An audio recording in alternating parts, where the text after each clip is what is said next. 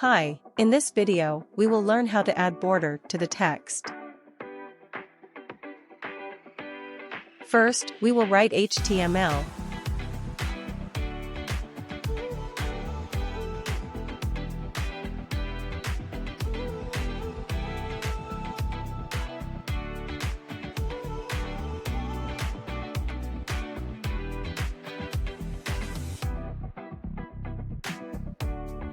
Linking the CSS file with HTML using link tag.